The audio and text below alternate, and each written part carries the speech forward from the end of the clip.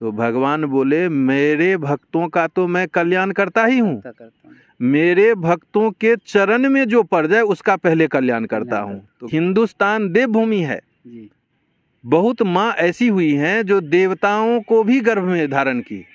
यत्र तत्र सर्वत्र हैं। आपका भावना अगर शुद्ध हो जाए तो वो आपको आपके अंदर ही मिल जाएंगे, आपके बाहर मिल जाएंगे। सखा, पति, पिता, पुत्र, मित्र, जिस रूप में चाहे, जिस रूप में चाहे वैसे मिल जाते हैं। दोस्तों, वृंदावन की इस यात्रा में मैं लगातार त्यागी, तपस्वी, महान संतों के दर्शन करा रहा हूँ। आज फिर मेरा सौभाग्य है, ऐसे महाराज जी का दर्शन मैं कराने जा रहा हूँ, ऐसे महाराज जी का आशीर्वाद आप तक पहुँचाने जा रहा हूँ जिनको देखकर आपने कई बार मेरे कमेंट्स बॉक्स में कहा कि महाराज जी का दोबारा आशीर्वाद हम सब तक पहुँचाइए। सौभाग्य मेरा दूसरा और भी है कि यमुना मैया के किनारे फिर महाराज जी मिले, महाराज जी का दर्शन हुआ। और परम सौभाग्य ये कि पीछे एकदम आप अगर दर्शन करेंगे तो देवराहा बाबा जी का आश्रम यहाँ पर है। तो इतने तपो तपस्वी संत का आशीर्वाद और दूसरी तरफ महाराज जी का वो तेज, महाराज जी का वो प्रकाश जिनसे मैं बात कर चुका था, जिनकी वीडियो मैं अपलोड कर चुका था, और अब वो मेरे साथ फिर हैं। आप सबके बार बार आग्रह पर मुझे लगता है कि महाराज जी का आशीर्वाद मुझे मिला और आप सब तक फिर मैं दर्शन कराने जा रहा हूं मदन मोहन दास जी महाराज जी से। और फिर आज मैं बात करूंगा आप सबको, आप सबके प्रश्न को लेकर, तमाम और विषय पर जो अलग अलग प्रश्न आपने किए हैं। पहला ये प्रश्न होगा महाराज जी से कि मन का भाव, कि मन का वेग कितना तेज है और मन कहाँ कहाँ तक पहुँच सकता है। महाराज जी राधे राधे। जय जय श्री राधे, जय जय श्री राधे। आपके चैनल के थ्रू जिन्होंने भी देखा पिछले वीडियो को और जिन लोगों ने कहा जो महाराज जी से एक बार फिर इंटरव्यू होना चाहिए जी, उन लोगों को मैं कोटिशः धन्यवाद करता हूं, क्योंकि आध्यात्म के प्रति रुझान होना ही पुण्य का उदय होना है। पूर्व जन्म के प्रारब्ध के उदय होने से ही धर्म के प्रति या धार्मिक लोगों के प्रति सद्भाव बने।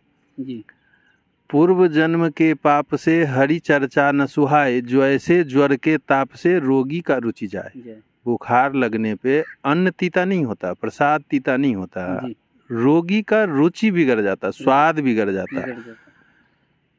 काल ब्याल जिसको डस लिया है, सांप का काल ब्याल बोलते सांप को, सांप जिसको डस लेता है उसको नीम का पत्ता मीठा लगता है।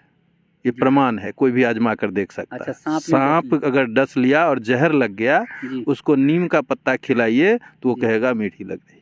अच्छा, हाँ। विषय रूपी विष जिसको लगा हुआ है उसको सांसारिक सुख मीठा लग रहा है। जगत में रस आ रहा है और जगदीश से बेरस हो रहा है। रहा बात जो मन के गति के ऊपर, जो अभी आपने बहुत सुंदर बात कहा आपने, जो मन का गति क्या है, गज और ग्राह के प्रसंग में आया है। जो ग्राह जब गज को ग्रस लिया, पैर पकड़ लिया, तो लड़ते लड़ते गज जब थक गया, उसकी पत्नियां बच्चे सारे छोड़कर चले गए, तो गज ने एक बार बोला जो तुम सब कहाँ जा रहे हो, तुम्हारा हमने रक्षा किया हर मुसीबत में, आज मैं मुसीबत में हूँ तो छोड़कर जा रहे हो। तो उन सब ने कहा आप तो मरोगे ही, आपके साथ क्या मैं और बच्चे भी मर जाएं? यहाँ का संबंध इतना तक ही है।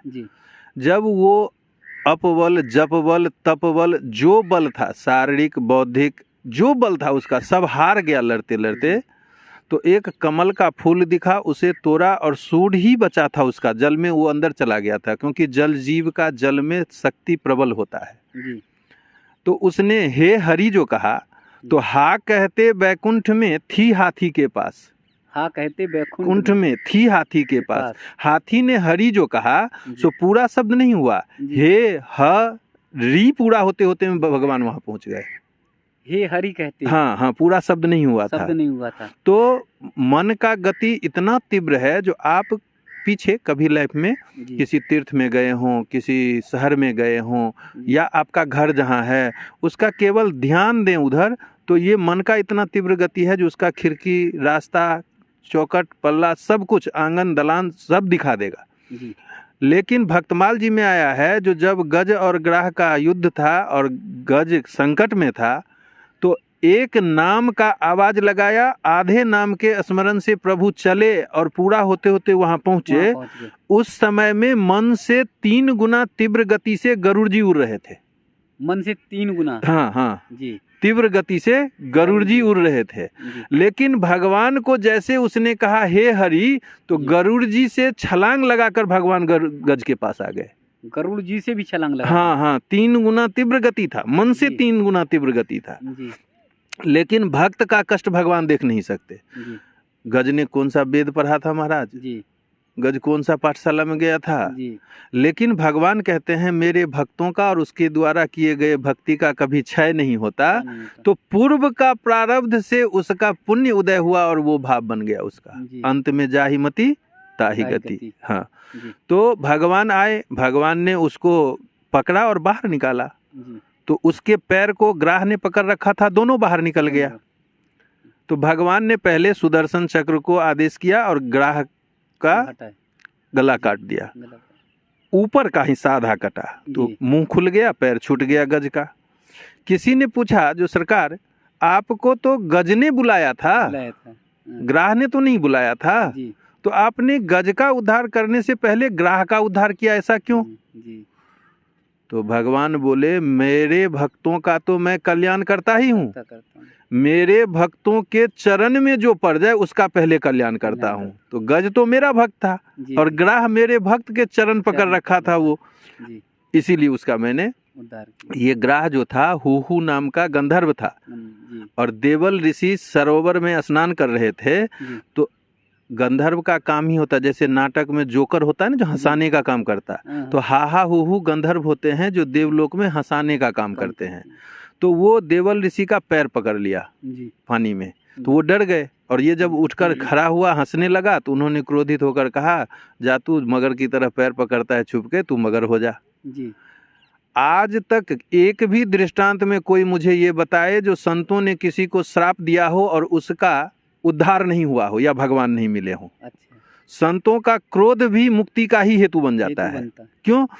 उनका क्रोध टिकता नहीं। संत हृदय नवनीत समाना, मक्खन की तरह कोमल होता। मक्खन को आप लौ पे रखें, ताप दें तो पिघलेगा। संत तो दूसरे के ताप से पिघल जाते हैं, दूसरे के दुख से पिघल जाते हैं। अब श्राप दिया, वो चरण में गिर गया, महाराज हमारा तो कर्म ही है हंसाना, हम तो आपको हंसाने के लिए ऐसा कर रहे थे, आप कुपित हो गए, श्राप दे दिए, तो अब आप बताइए मेरा उद्धार कैसे होगा? तो उन्होंने कहा जैसे आज तूने मेरा पैर पकड़ा ऐसे ही पैर पकड़ते रहो जल में, जिस दिन भगवान के किसी भक्तों का पैर पकड़ लेगा तो उद्धार हो जाएगा। वही आज हुआ है, वही हुआ। तो मन का गति जो है ये बहुत तीव्र है। मन कहते हैं जो गुरु नानक देव अपने माँ से बात करते करते 12 बजे रात को बिस्तर लगाए। पहले लोग सिंगल बिस्तर लगाते थे, उठने के बाद उसको मोड़ कर रख देते थे, जैसे आर्मी वाले अभी लगाते हैं। तो उन्होंने बिस्तर लगाया, पपीहे ने बांस की बीट में 3 बार कहा PU PU PU. Guru Nanak Dev ने बिस्तर को मोड़ा, मैया बोली कहाँ जा रहे हो? तो उन्होंने कहा मैया ये इतना सा छोटा पक्षी काला कलूठा ये अपने पीयू को आवाज़ लगा रहा, मेरा पीयू कहाँ, मैं उसको ढूंढने जा रहा हूँ। तो मैया बोली फिर मेरा? तो बोले तो मैं तुम्हारे लिए आऊँ ना, अभी तो पीयू को ढूंढने जाना। 30 साल 1 महीने के उम्र के बाद उनको दिव्य ज्ञान की प्राप्ति हुई और पहला बात उन्होंने कहा मन के हारे हार है, मन के जीते जीत, मेरी लौ लगी लौ लगा। सीप अगर मोती चाहिए तो समुद्र के नीचे जाना पड़ेगा, ऊपर में जलजीव है, सांप है, बिच्छू है, कीट है, पतंग है। इसीलिए मन के मते नहीं, मन तो एक्टर है, ये डायरेक्टर दिमाग है जी, डायरेक्टर दिमाग। हाँ, इसका 2 बॉडीगार्ड है, 2 नीचे भी है। मन तो हर चीज में आपका करेगा तोड़ दो फोड़ दो, तो ऐसे अगर करने लगेंगे तो आप खुद टूट फूट जाएंगे। दिमाग कहता है नहीं ये ठीक नहीं है, मन के हिसाब से कभी नहीं चलना चाहिए, दिमाग के हिसाब से चलना चाहिए। अच्छे से अच्छे स्थिति में आपके दिमाग का कहा हुआ अगर मन ने कबूल किया तो जो होगा सो अच्छा होगा। बुरा से बुरा भी हालत है तो भी दिमाग का अगर दिल ने कबूल किया जी, तो जो होगा सो अच्छा होगा। अच्छा होगा। लेकिन दिल का जोर दिमाग पे चल गया तो अच्छे से अच्छे परिस्थिति में जो होगा सो बुरा हो जाएगा, बुरा हो जाएगा। क्योंकि वो काम इसका नहीं है। इसका काम है एक्शन लेना, डायरेक्शन इसका काम है। जी, जी। ये ऊपर है ना, डायरेक्शन इसका काम है। रहा बात सूक्ष्म चीज को समझ में आने के लिए हमें सूक्ष्म स्तर पे जाना पड़ेगा। हमारा सोच वैसा होना चाहिए, हमें सत्संग वैसा मिलना चाहिए। गीता में अर्जुन ने भगवान को कहा, आप कहते हैं मैं भगवान हूँ, ये धर्म युद्ध है और ये जितने लोग खड़े हैं सबको मार दो। जी। तो राजा सुख किसके साथ भोगता है? अपनों के साथ, अपनों। और जब ये मेरे सारे रिश्तेदार हैं, जी, जी, ये मर जाएंगे तो मैं वो राज लेकर क्या करूंगा? दूसरी बात, इनके मरने के बाद इनकी स्त्रियां बेविचार को प्राप्त करेगी, उससे मुझे पाप लगेगा, मैं नर्क को जाऊंगा, तो मैं विरक्त हो रहा हूँ, मुझे ये राज नहीं चाहिए। भगवान ने कहा सखा और सारथी तक ठीक था, अब तुमने मुझे गुरु भी मान लिया है, इसीलिए जो कहता हूँ वो करो, अनुसरण करो, मैं जो कहता हूँ सुनो और उसको करो। तो उसने बोला आप अगर भगवान हैं तो आप जरा अपना वो विराट स्वरूप दिखा दीजिए। भगवान बोले तुम इस चर्म चक्षु से देखेगा, ये तो इंद्रिय है, असीम को सीमित पावर में कैसे देख सकते? आप समुद्र के किनारे देखिए तो लगेगा आसमान जमीन को चूम रहा है। ऐसा होता तो नहीं है, आंखों का पावर सिमट जाता वहां पे। तो भगवान बोले इन आंखों से तुम उस असीम को देखोगे जिसमें करोड़ों सूर्य का आभा है। तो अर्जुन जो भी प्रश्न पूछ रहा था, मैत्रेय जी ने जो भी भगवान को प्रश्न किया है या उद्धव जी ने जो प्रश्न किया, वो अपने लिए नहीं किया, हमारे आपके जैसे जीवों के लिए किया। अर्जुन ने कहा जो आप अभी बोले हैं, जो आप गुरु भी हैं, तो गुरु कृपा से तो कुछ भी हो सकता है, तो वही कर दीजिए। तो भगवान ने अर्जुन को दिव्य दृष्टि प्रदान की। महाभारत का युद्ध कुरुक्षेत्र में 3:45 प्रवचन हुआ है गीता का। 3 एकादशी का तिथि, रविवार का दिन, 3 बजे का समय और 45 मिनट भगवान ने गीता का उपदेश किया है अर्जुन को, जो 18 अध्याय में है।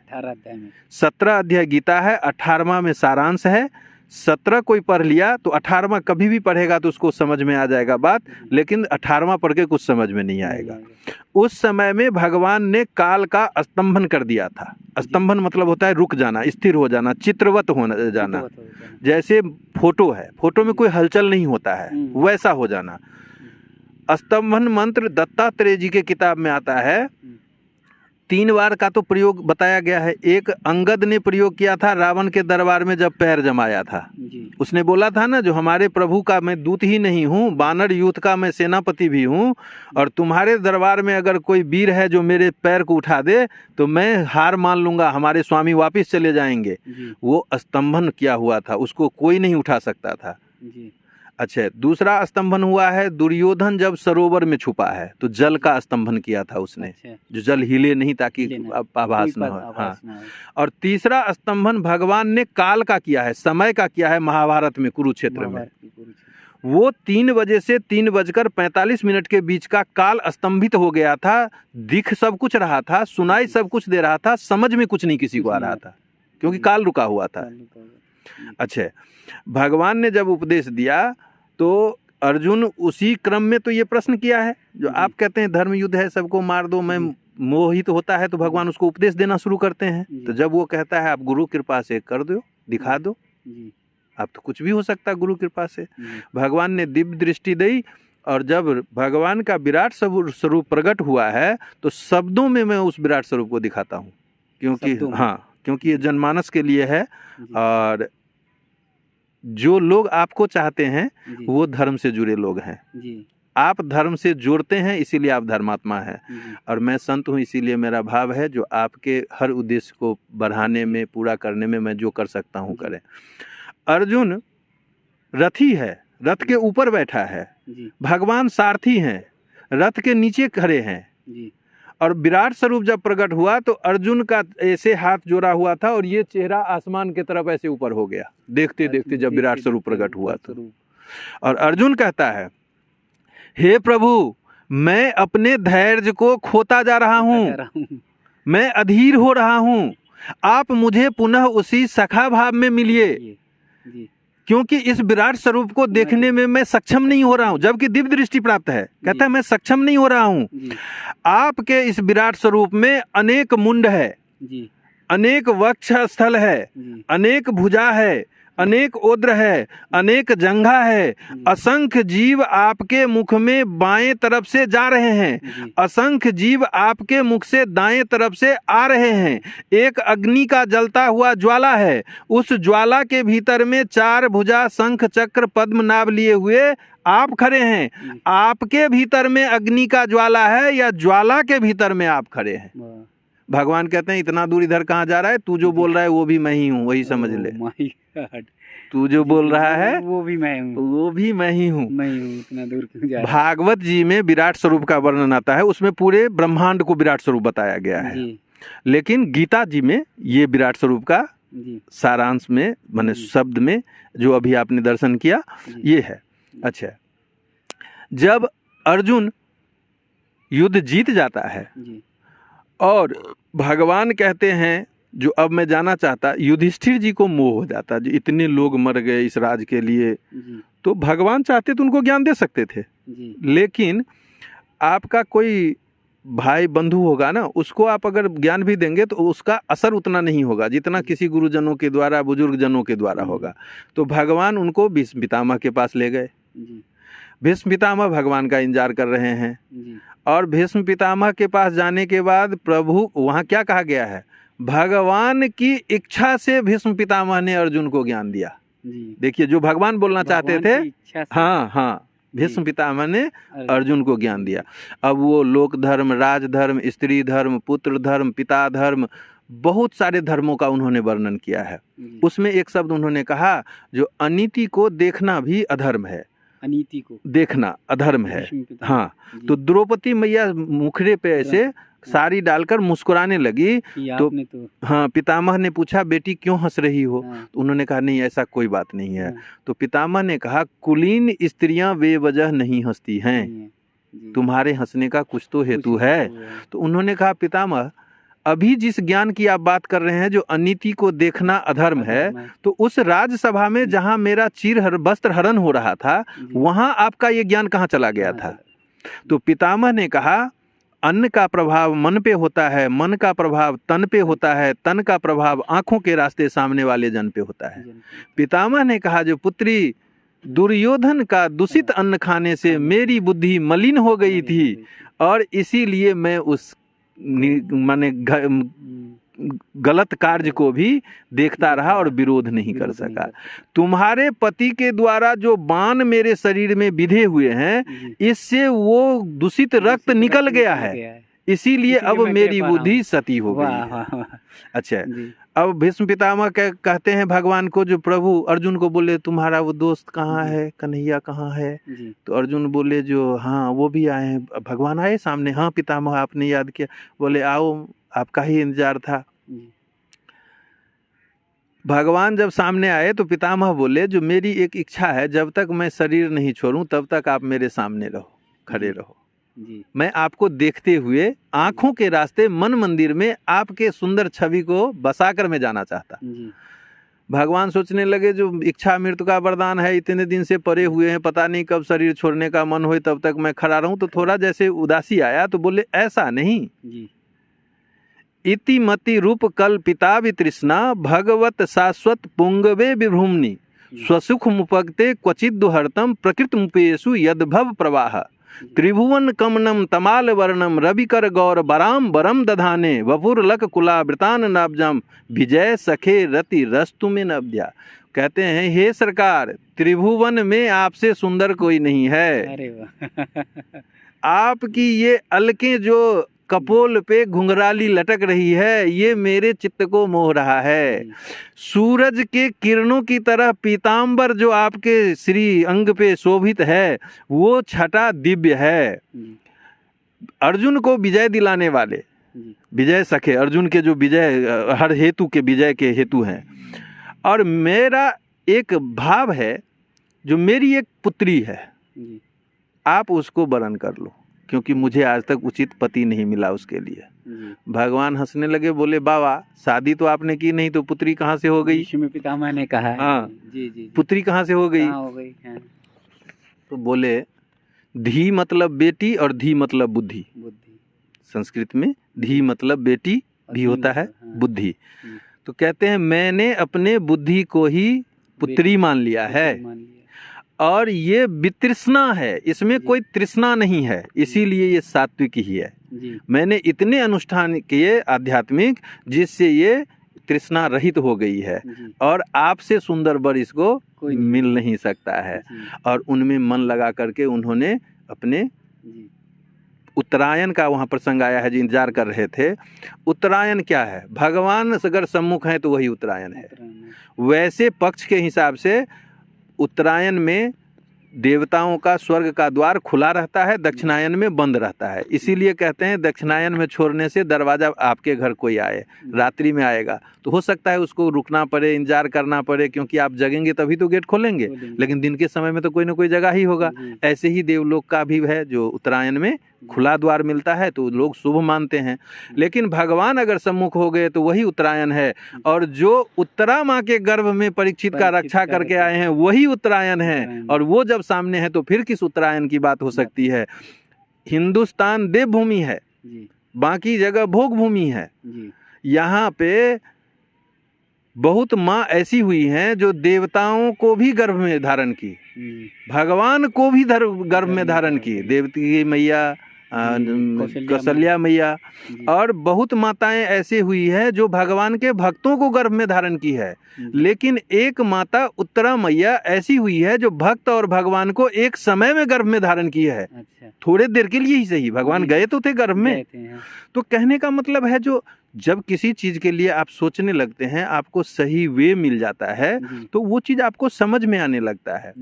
भ्रम का स्थिति में हम लोग हैं अभी भ्रम में। हाँ, भ्रम में है जी। रात्रि में आपने स्वप्न देखा जो मैं जंगल में घूम रहा हूँ और शेर आ गया सामने से, मुझे पकड़ लिया, मार रहा है, आप चिल्लाने लगे जी। क्योंकि मरने के टाइम पे तो डर से आदमी का चीख निकलता ही है।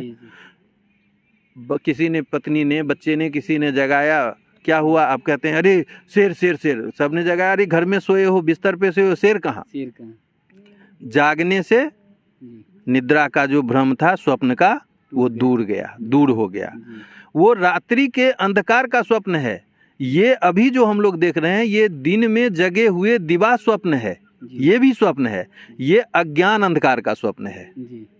सदगुरुदेव अगर मिल गए, कोई सही संत मिल गए और ज्ञान सलाका से उन्होंने उस माया रूपी पर्दे का छेदन कर दिया, आँख के सामने लाल पन्नी डालिए, दुनिया लाल नजर आने लगेगा, हरा डालिए, हरा आएगा।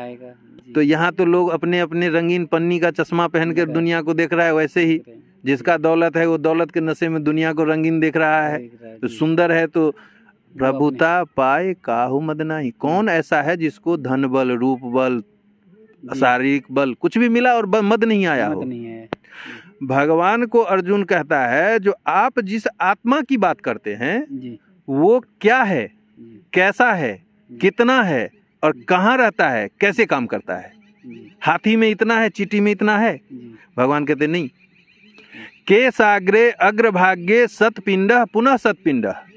एक केस के अगले भाग नोक को अगर काट सकते हो तो 100 हिस्से में बांटो, जो असंभव है। हाँ, सिर के बाल का, एक बाल का आगे का हिस्सा जो है उसको भगवान कहते हैं केस आग्रे अग्रभाग्य सतपिंड, यानी 100 खंड करो, पुनः सतपिंड यानी कि 100 खंड करने के बाद जो एक खंड है उसको पुनः 100 खंड करो, जो नहीं कर सकते।